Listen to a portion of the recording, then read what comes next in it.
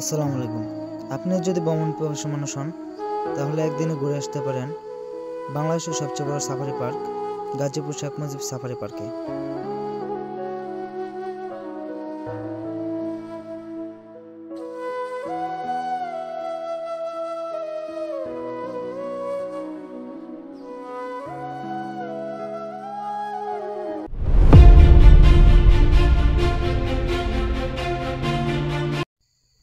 আপনি ঢাকার যে কোনো প্রান্ত থেকে ঢাকা ময়মনসিংহগামী যে কোনো বাসে চড়ে সরাসরিভাবে এই পার্কটিতে পৌঁছাতে পারবেন।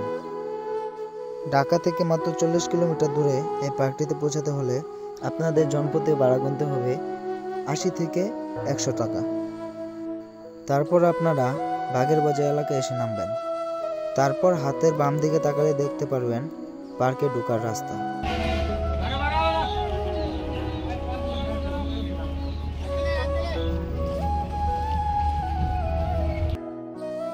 এখান থেকে আপনি অটো যুগে জনপ্রতি 20 টাকা করে ভাড়া দিয়ে সরাসরিভাবে পার্কের মেন গেটে পৌঁছাতে পারবেন।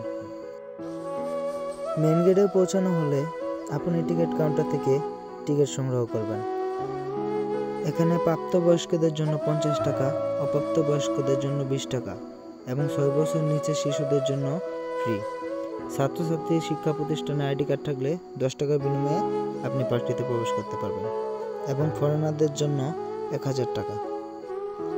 পার্কে প্রবেশ করার পর একটু সামান্য এগোলে দেখতে পারবেন সাফারি কিংডম। সাফারি কিংডমের মূল লক্ষ্য হচ্ছে বিভিন্ন বন্যপ্রাণীর নৈপুণ্য ও খেলাধুলা প্রদর্শনের মাধ্যমে পর্যটকদের চিত্র বিনোদন, বন্যপ্রাণী সংক্রান্ত শিক্ষা ও গবেষণার সুযোগ সৃষ্টি করা। সাফারি কিংডম 575 একর এলাকা নিয়ে প্রতিষ্ঠা করা হয়। সাফারি কিংডমের ভিতর রয়েছে giraffe feeding spot, pelican island, boating ও লেক জেন, বৃহৎ আকারে গাছপালা ঘেরা ক্রাউন ফিজেন্ট এভিয়ারি, ধনেশ এভিয়ারি, প্যারেট এভিয়ারি সহ দেশি বিদেশি পাখির পাখিশালা, কুমির পার্ক, আর্কিড হাউস, প্রজাপতি কর্নার, শকুন ও পেঁচা কর্নার। এছাড়াও আরও রয়েছে macaw open land, fancy carp garden, fancy duck garden, lizard park, food care, পর্যবেক্ষণ টাওয়ার ও জলাধার ইত্যাদি। সাফারি কিংডমে প্রবেশ করার পর প্রথমেই 60 টাকা দিয়ে টিকিট কেটে আপনি দেখতে পারবেন ম্যাকাও পাখিশালা, প্যারট পাখিশালা ও মেরিন অ্যাকোয়ারিয়াম। টিকিটটি আপনি হাতে নিয়ে প্রথমে ঢুকে পড়বেন ম্যাকাও পাখিশালা দেখতে। এখানে রয়েছে আফ্রিকান অনেক প্রজাতির ম্যাকাও পাখি।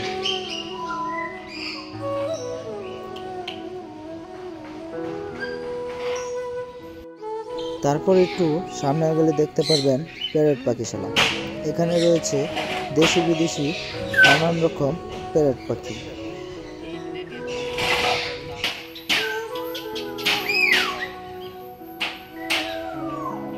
পাখিশালার পাশে রয়েছে মেরিন অ্যাকোয়ারিয়াম, যেখানে রয়েছে সামুদ্রিক বহু প্রজাতির মাছ।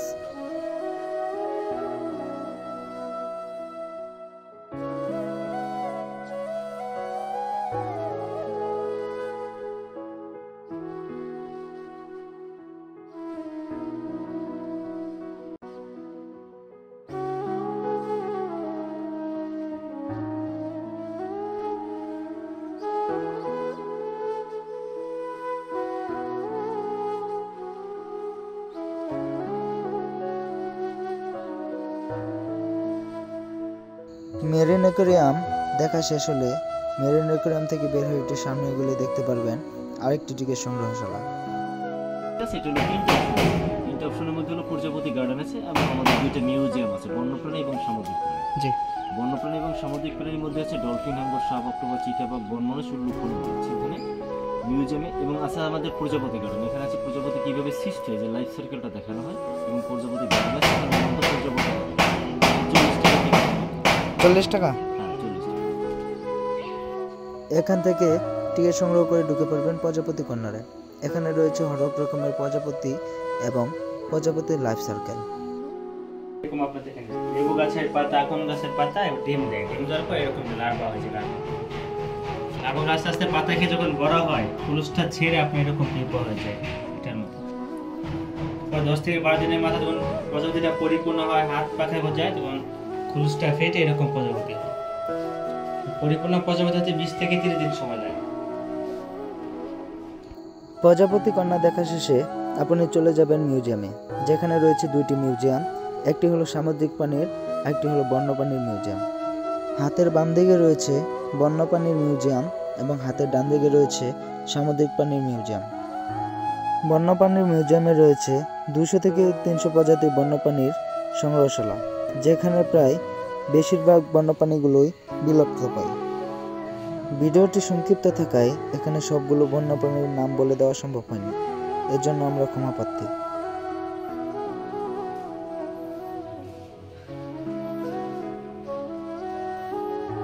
বন্যপ্রাণী মিউজিয়াম দেখা শেষ হলে চলে যাবেন সামুদ্রিক প্রাণী মিউজিয়ামে, যেখানে রয়েছে সামুদ্রিক নানা রকম প্রাণী এবং মাছের সংগ্রহশালা।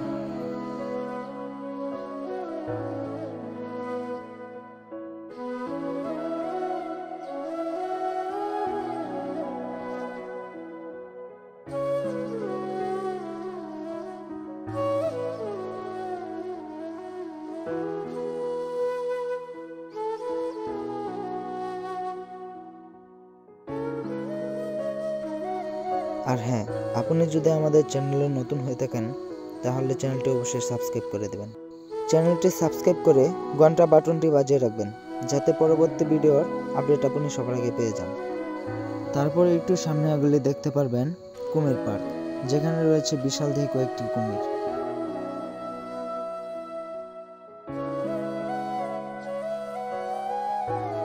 কুমির পার্ক দেখা শেষ হলে একটু সামনে এগুলি দেখতে পারবেন বেশ কয়েকটি রেস্টুরেন্ট, যেগুলোর মধ্যে আপনি দুপুরের খাওয়া দাওয়া করতে পারবেন। রেস্টুরেন্ট থেকে একটু সামনে এগুলি দেখতে পারবেন বানর, হনুমান এবং লেমুর।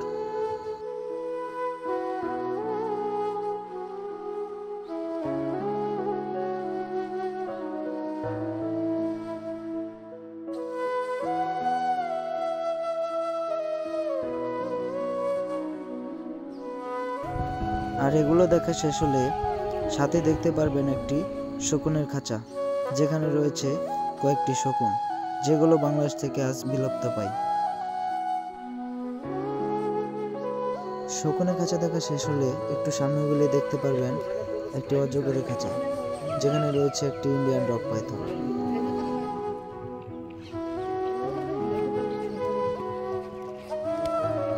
অজগরের খাঁচার সাথে রয়েছে দুইটি বেষ্টনী। এগুলোর মধ্যে একটিতে রয়েছে কিছু ঘারিয়াল এবং অন্যটিতে রয়েছে কিছু কচ্ছপ। এগুলো দেখা শেষ হলে একটু সামনে এগুলি দেখতে পারবেন উট পাখি এবং সাথে রয়েছে কিছু ইমু পাখি।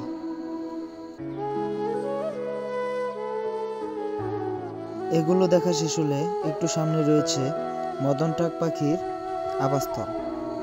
এখানে রয়েছে বেশ কিছু মদন টাক পাখি।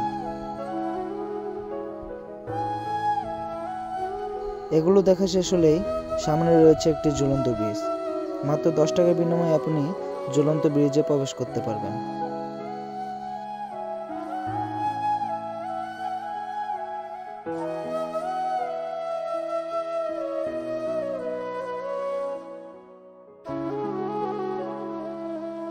ঝুলন্ত ব্রিজ থেকে একটু সামনে তাকালে দেখতে পারবেন কিছু হাতি।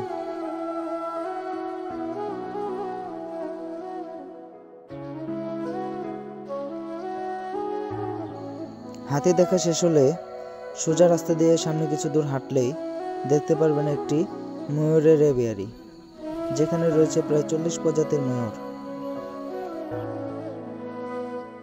ময়ূর দেখা শেষ হলে সামনে এগুলি দেখতে পারবেন একটি ধনেশ পাখির এভিয়ারি। কি পাখি আছে? আমাদের এখানে আছে ধনেশ, পেলিগেন, ক্রাউন ক্রেন, কালিন, সোহান, স্পুনবিল। আচ্ছা, ধন্যবাদ কাকা।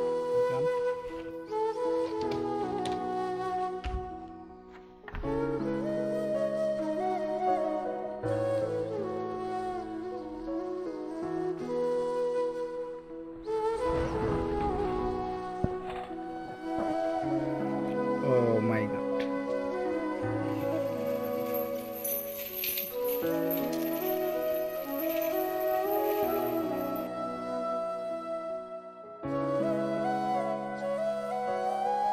আর হ্যাঁ, এগুলো দেখতে হলে আপনাকে অবশ্যই 40 টাকা মূল্যের একটি টিকিট সংগ্রহ করতে হবে।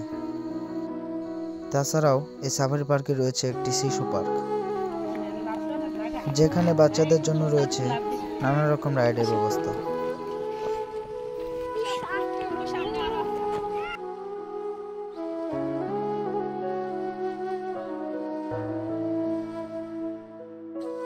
এগুলো দেখা শেষ হলে আপনি চলে যাবেন এই পার্কটির মূল আকর্ষণ কুচ সাফারিতে। আর এই কুচ সাফারিটির অবস্থান সাফারি কিংডমের সাথেই। কুচ সাফারি পার্ক, যেখানে খোলা পরিবেশে জীবজন্তু ঘুরে বেড়ায়, তার মাঝ দিয়ে জিপ ও মিনিবাস ঘুরে দেখতে জনপ্রতি 150 টাকা প্রদান করতে হবে। 18 বছরের কম বয়সী এবং ছাত্রছাত্রীদের জন্য প্রবেশ মূল্য জনপ্রতি 100 টাকা এবং 12 বছরের কম বয়সী বাচ্চাদের জন্য রয়েছে ফ্রিতে ঘুরে দেখার ব্যবস্থা। চলুন এবার মিনি বাসে করে ঘুরে দেখা যাক কুচ সাফারি পার্কটি। বাসে চড়ে কিছু দূর সামনে যাওয়ার পর প্রথমে আমাদের চোখে পড়লো কিছু জেব্রা, যেগুলো বনের খালি পরিবেশে বিচরণ করছে। কিছু দূর সামনে আগানোর পর আমরা আরো কিছু প্রাণী দেখতে পাই, যেগুলো আমাদের ক্যামেরার আওতার ভিতরে ছিল না, সেই জন্য আমরা ভিডিও করতে পারি নাই। এটা কি রয়্যাল বেঙ্গল শিয়াল? হাই।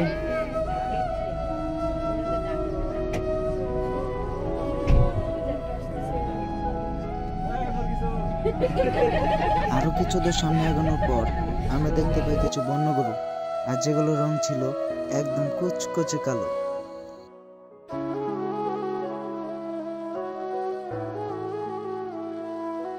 তারপর আমরা প্রবেশ করলাম আফ্রিকান সাফারি স্টেজ 2-এ, যেখানে আছে ভাল্লুক।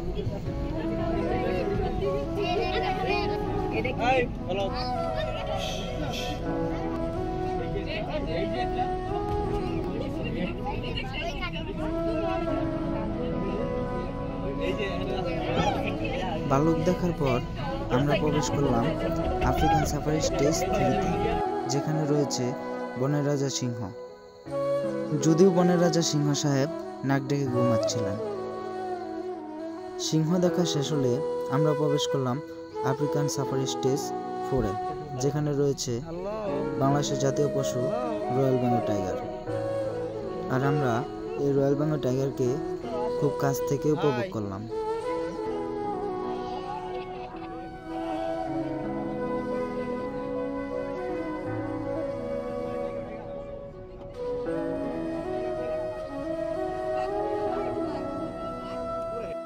আর এই রয়্যাল বেঙ্গল টাইগার দিয়ে শেষ হলো আমাদের কুচ সাফারি পার্ক ভ্রমণ। আর আপনি যদি ভ্রমণ পিপাসু মানুষ হন, তাহলে আপনি একদিন হাতে সময় নিয়ে ঘুরে আসতে পারেন বাংলাদেশের সবচেয়ে বড় safari park Bangabandhu Sheikh Mujib safari park থেকে।